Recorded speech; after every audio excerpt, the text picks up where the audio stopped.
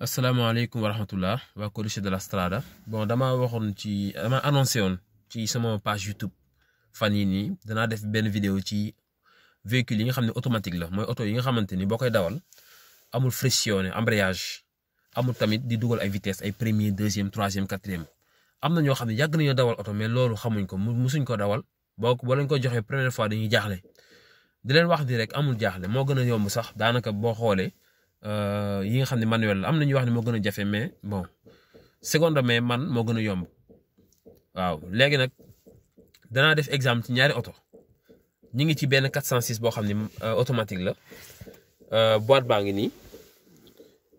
lii ëpp importance ci boîte automatique mooy P bi booy gaare P bi P muy parking booy gaare P mooy parking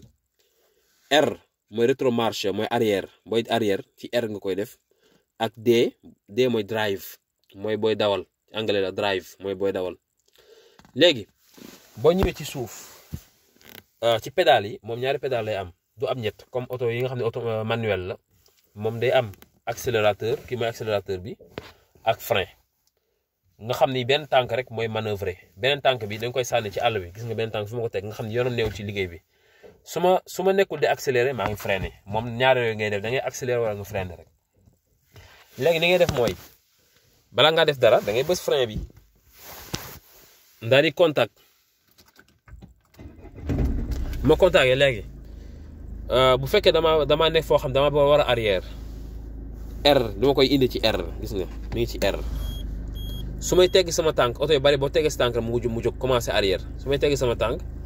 da ngay gis ni mi ngi arrière gis nga mi ngi arrière waaw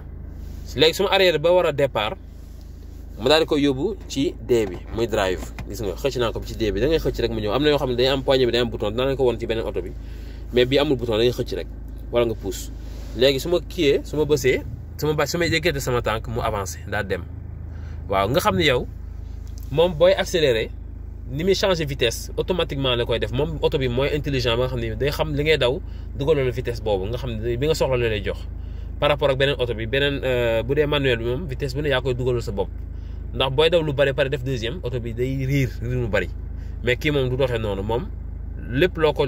jox rek loo ko laaj mu jox la ko ci vitesse. léegi ma yóbbu ko ci P bi balaa maa fay oto bi dama koy def ci P muy parking daanaka mooy sécurité bi.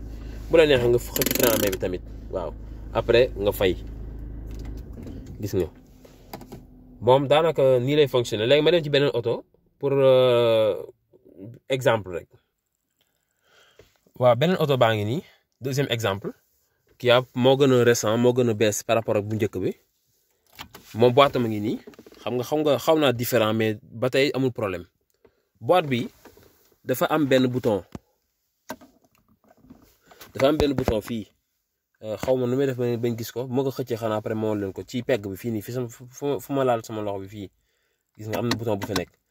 su ma bëgg a dugal vitesse faaw ma bës bouton boobu léegi mi ngi ci position parking mi ngi ci P bi léegi nag bëgg naa ko taal comme fee rek ñaari commande la am accélérateur ak frein léegi bës naa frein yi daal di koy contact waaw boo ko contacté moo ko taalee mi ngi may wax ni waaw taal naa ko léegi war a dugal vitesse dama bëgg a arrière par exemple damay bës kii bi xëcc ko ba ci R bi fii nag boo xoolee ci image bi daf may jox daf may wax fan la daf may jox affaire yi maanaam li ma dugal su ma bëgg a def R damay yëgaat ndànk waaw gis nga mi ngi ci R bi la def en orange kon dugal naa arrière bi rétromarche bi su ma yëkkatee sama tànk rek oto bi commencé arrière gis nga su ma yëkkatee sama tànk oto bi commencé arrière su ma bëgg a dugal vitesse pour avancer ma daal di koy xëccaat ñëw ci D bi gis nga ci N la nekk. gis nga ñëw na ci D bi yeneen gis ni muy changé fii ci écran bi gis nga maa ngi ci parking xëcc naa ko mu ñëw ci R xëcc naa ko mu ñëw ci neutre après mi ngi ci D mooy drive mooy daa war a daw léegi su ma yëkkati sama tànk rek mu avancé waaw am na ci yoo xam ni il faut nga accélérer am na yoo xam ne boo yëkkati sa tànk rek mu commencé dox bouton bi may wax ngi nii bouton bi moom lay bës pour mën a dugal vitesse. waaw une somme lii mooy automatique yi nii lay fonctionner boo comprendre rek daanaka doo ci am benn jafe-jafe boo koy dawal mi recommande booy fay yóbbu ko ci P parking gis nga P mi ngi ci P après bu la neexee nga xëcc frein amee et puis nga fay oto bi jërë ngeen jëf.